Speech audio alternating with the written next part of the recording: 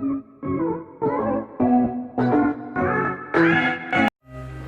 हर महादेव। नमस्कार मित्रों, और आप सबका स्वागत है हमारे YouTube चैनल मिथ बिगनर्स में। तो यह हमारा पहला वीडियो है जिसमें आपको मैं बताऊंगा 2 कथाओं के बारे में। हमने अपने चैनल का नाम मिथ बिगनर्स ही क्यों रखा, और जैसा कि हम सबको पता है कि कोई भी शुभ कार्य की शुरुआत गणेश जी की नाम लेकर ही करना चाहिए। इसी कारणवश हमने अपना पहला वीडियो गणेश जी को समर्पित किया है। जैसा कि हमारे वीडियो का पहला लक्ष्य है, उसके अनुसार इसका कारण बहुत ही दिलचस्प है, तो सुनिए। तो यह मेरी बचपन की बात है जो मैं आपके साथ बांटने जा रहा हूँ।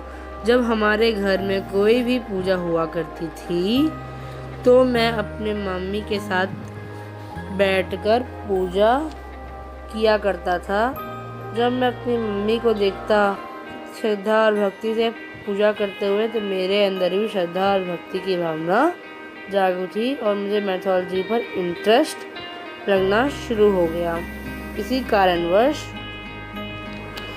कारणवश मैंने मैथोलॉजी संबंधित ज्ञान एकत्र करना शुरू किया, और मुझे लगा कि मेरे से अन्य लोग भी तो हो सकते हैं जिन्हें मैथोलॉजी पर इंटरेस्ट अवश्य है, लेकिन उन्हें कोई स्फटिक ज्ञान या कोई बेसिक ज्ञान प्राप्त नहीं हो रहा, जिसके कारण वो असमंजस और कंफ्यूजन में है। तो मैं सोचा कि एक YouTube चैनल बनाया जाए जिसमें मैं एकदम बेसिक ढंग से लोगों को समझाऊं कि मैथोलॉजी है क्या, मैथोलॉजी में आता क्या है।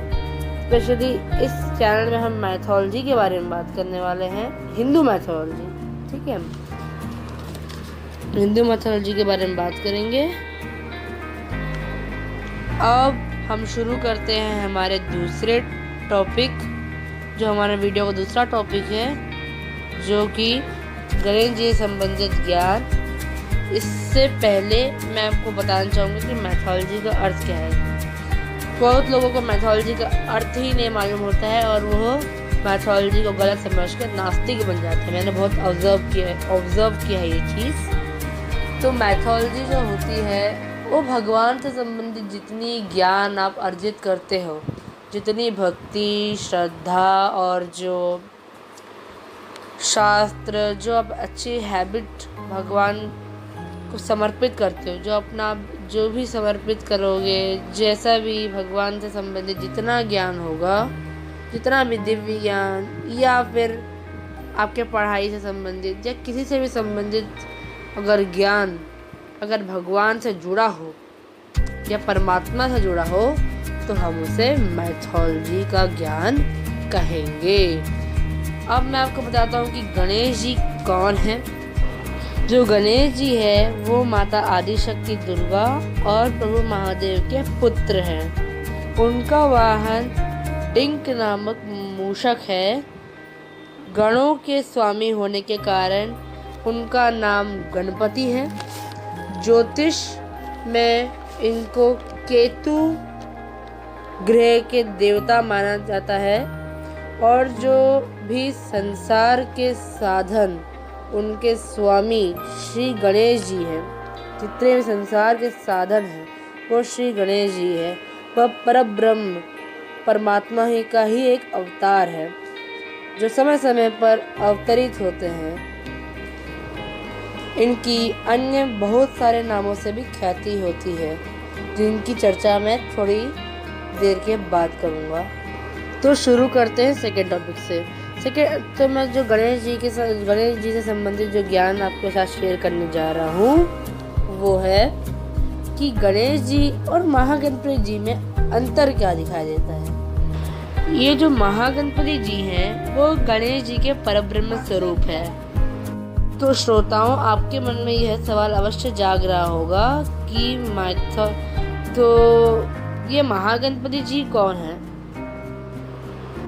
तो जो इनका परब्रह्म स्वरूप है, इसकी चर्चा हम जो है किसी और वीडियो में चर्चा करेंगे इस चीज़ के बारे में। तो हम शुरू करते हैं। हाँ, तो जो परब्रह्म स्वरूप है गणेश जी के, उनका जो परब्रह्म स्वरूप है उनके मुख्य 4 रूप है। जो महागणपति जी है उनका जो दर्जा है वो गणेश जी से ऊपर का दर्जा है और इज्जत दिया जाता है, इसलिए मैं उनको महागणाधिपति जी कह रहा हूँ यहाँ पे। तो जो महागणाधिपति जी है उन्होंने मुख्यतः 4 रूप लिए, वो कुछ इस प्रकार है। तो जो पहला अवतार है उनका था महोत्कट विनायक, जिन्होंने सिंह पर सवारी की थी और सत्युग में जन्म लिया था। दूसरा अवतार है मयूरेश्वर अवतार, जिसमें उन्होंने मोर की सवारी की और त्रेता युग में जन्म लिया।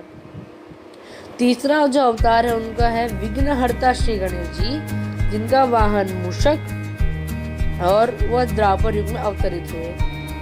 जो चौथा रूप है वो है कल्की गणेश, जिनका वाहन घोड़ा, युग कलयुग, और वो विष्णु जी के साथ कलयुग में मतलब भविष्य में अवतरित होंगे। जो महोत्कट विनायक की जो माता थी वो थी माता अदिति, जो देवों की माता मानी जाती है, और जो उनके पिता थे वो है कश्यप। जो विघ्नहर्ता श्री गणेश है उन्हीं की मैं पहले बात कर रहा था, जिनकी माँ माता आदिशक्ति और प्रभु महादेव है। अब जो इनका तीसरा रूप है श्री विघ्नहर्ता श्री गणेश, उन पर थोड़ा ध्यान दीजिए। कुछ प्रकार से इनके जो रूप है वो 3 प्रकार में बटे हुए हैं। तो पहला रूप है वह अष्टविनायक का रूप है, जिनकी मंदिरों में मूर्ति रखकर पूजा की जाती है।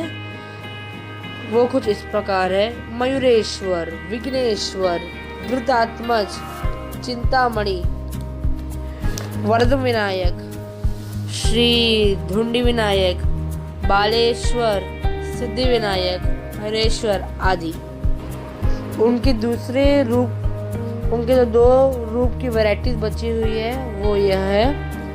उनके जो अन्य स्पष्ट अवतार हैं जैसे विघ्नराज, लंबोदर, विकट, गजानन, हेरम, एकदंत, सुमुख, विनायकी आदि।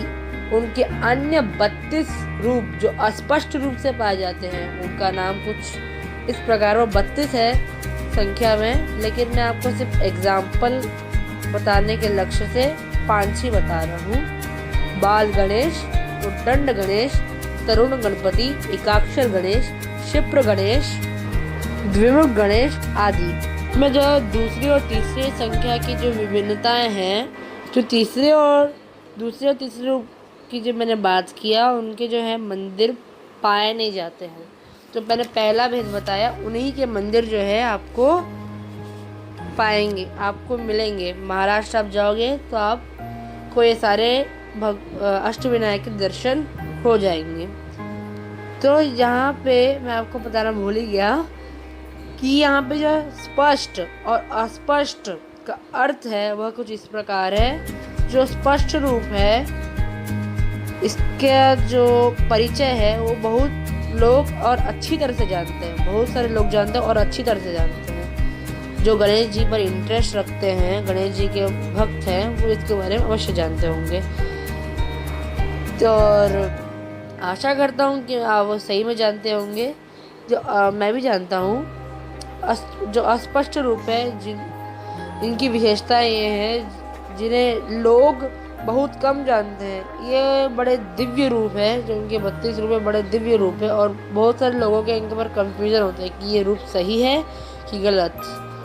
बट ये जो रूप है वो सही में